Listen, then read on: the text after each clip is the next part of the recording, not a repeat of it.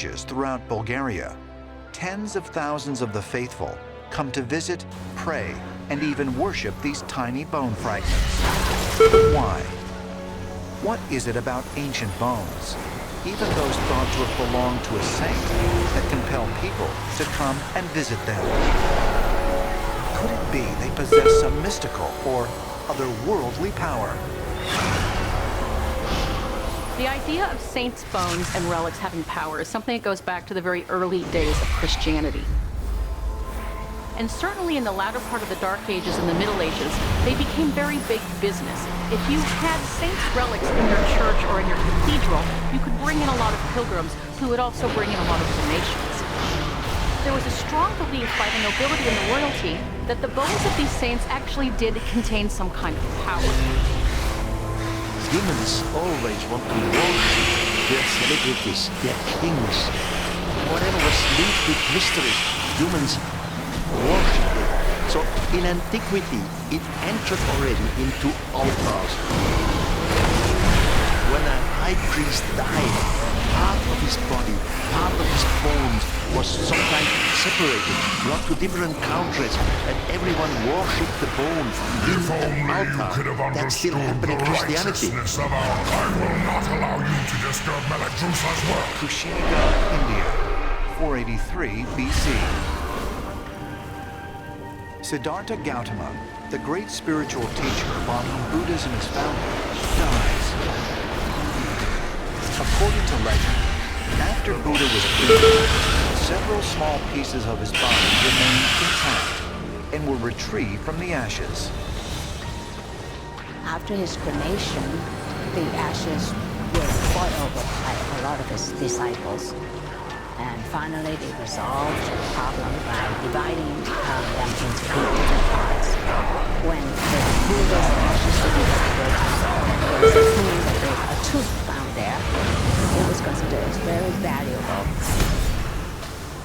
Right away, when the tooth was given to the king, the relic, the tooth relic itself, became associated with the power of kingship. And it is believed that the king who possesses the tooth will be able to rule properly, and there will be peace and prosperity in his kingdom. Could such a tiny but tangible relic from the mouth of the dead Buddha really have such power? Is a physical link to a holy and venerated leader really a means of connecting to the afterlife, and even more profoundly, some divine life force? The worship of relics actually is as old as the Buddhist religion itself and many other religions too. The Buddha himself approved of relics because he believes that his followers need something very concrete to remind them of his lessons and teachings. The relics are supposed to be actually the essence of the saints. So, in a way, the relics are the saints themselves, so they have the powers of the saints. I consume you! The important here is why is it that objects like this can gain such an incredible spiritual value? And quite clearly it's to do with the psychology, the importance of individuals like the Buddha, who seem to be personification of God's concept, and just to own it or some part of it imbued you with the same power as God himself. So you have to wonder just why these relics are so important. We give them power. Good work, champion. These teeth. Now that you have secured the pools below, at least in a scientific manner, is a above. piece of DNA from the Buddha himself. I think they knew that in the far future, the gods, the extraterrestrials, would return again. The exposed And some life of these pools gods are may in have grave saved one of his danger. darlings on A the planet powerful Earth. Primalist is If we attempting find to your burn all the body, nesting your areas. cells You are must still clear existing. them to get to her. Then we are I will keep able to watch from above while I confront your the body. dragon who is leading this assault. Quickly, take the Cloning eggs. dead Save as saints many as you using can. DNA from their relics? Could this incredible notion be one of the reasons why bone fragments and other human remains have been so prized throughout the centuries? Join AARP for $12 for your first year when you select automatic renewal. And your second membership is free. Save 25% off the regular membership price. Plus get AARP the magazine. Join today. Hey, Bud! Thanks for coming out to cheer me on. Dad, I'm always here. I'm always here for you, too. Switch to Progressive and you can save hundreds. Well, I'm going for a PR. You know, like sciences. What is a PR? I don't know. Well done. You have secured the first pool. Now see to the others. And might this now very real scientific possibility be connected to ancient religious notions of rebirth and resurrection? Perhaps the answers can be found in another mysterious relic that some believe depicts the greatest religious figure of all time.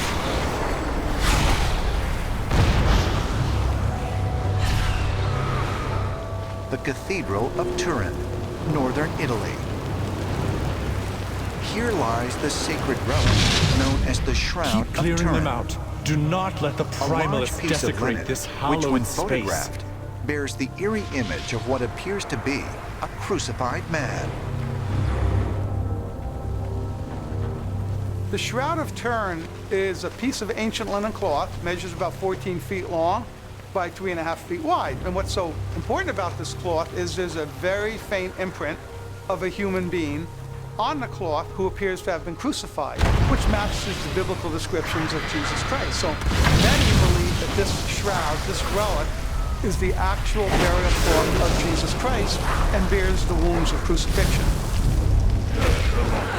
The Shroud of Turin has such a fascinating history. Actually, this is authentic.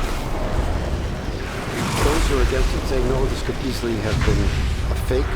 You are almost to the master of these minions. Such an image. Hurry onwards, champion. Of an embalmed body would not do such a thing. But the people who say that are not able to explain how the figure did get there. It's not painted.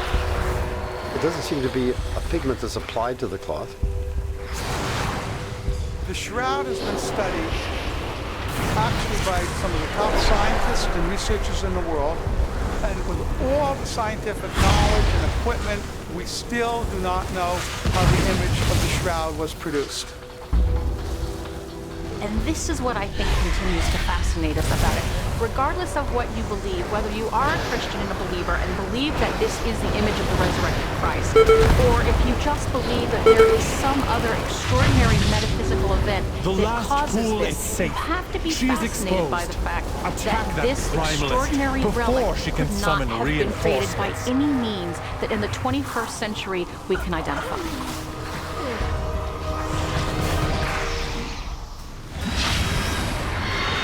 Could the Shroud of Turin really be a divine relic? Tangible evidence of the existence of an almighty power. In 2011, Italian scientists were able to prove that the Shroud of Turin was created by a supernatural flash of light. Unearthly flash of light. In my opinion, the Shroud of Turin is proof that Jesus transformed himself into a being of light and projected himself through the Shroud of Turin. Does the Shroud of Turin actually contain an image of the crucified Jesus? Or could the sacred object be something else?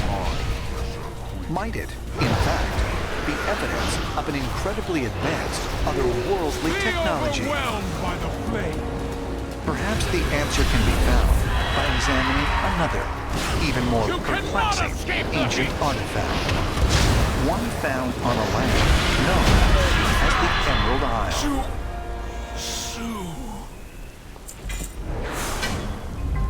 Vile monster! I protected these life pools. Southern Ireland.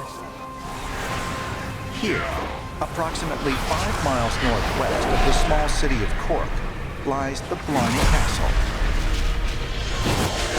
Built more than 500 years ago, this nearly 90-foot tall fortress houses the world-famous Blarney Stone, a relic that more than 300,000 people come to kiss each year. It is not in a convenient location. It's in the castle wall, high up on the outside. So to kiss it, you've got to dangle over or sneak around so that you're really at some peril of falling a very great distance. According to legend, it grants whoever kisses it the power to speak in an articulate and charismatic way and to flatter and blandish in any circumstance. Here you have a stone that has been kissed and revered by probably millions of people. Blarney is the gift of gab, and so the idea is that somehow kissing this stone gives you the ability to talk better or to somehow amplify your verbal prowess. Composed of a single block of bluestone, the same material used at Stonehenge, this stone relic's magical powers are widely renowned. But could a stone really have such power? One that could actually affect an individual's power of speech? The story is in the 15th century. Cormac McCarthy had a court case coming up, and he was concerned about this and called upon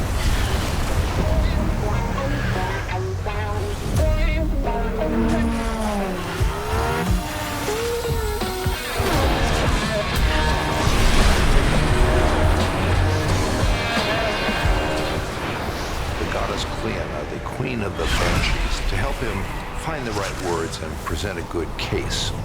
She did. She said, listen, on your way to court, kiss the first stone you see, and you'll be eloquent. You'll find the words. He did this. He went to court. He was very persuasive and won his case. On his way home, he picked up that rock, carried it back, and had his workmen fashion it into a stone and set it into the wall of his castle, where it is still to be found. Your false queen cannot stop us. When you look at Irish mythology as a whole, it starts to become pretty obvious that these people, such as Cleodna, were not ordinary earthborn humans. In fact, most likely extraterrestrial humans who came to the Earth and shared their technology. Blarney, being the gift of gab, the gift of talking more eloquently, is something that may have been impregnated into the stone by an extraterrestrial technology using energetic means that we're not now aware of. Is it possible, as ancient astronaut theorists suggest, that the Blarney stone is actually evidence of some ancient otherworldly power? Technology that helps to prove that ancient man was in direct contact with highly developed beings from another part of the galaxy. If so, might the character known in Irish folklore as the Cleodna actually have been a celestial traveler? Perhaps more clues can be found by investigating another mysterious stone relic, located just 160 miles away.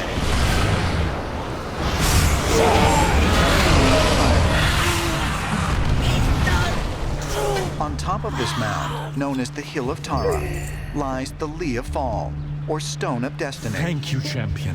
The life One of pools four are safe magical for the treasures moment, said but to the have been brought Primalists to are Ireland still by a threat. mythical deities We must called be the Tuatha vigilant, De lest Danann. we be caught off guard again. The Leah Fall was a stone that was considered magical. All of the kings of Ireland up until the 5th century of the Common Era were said to have been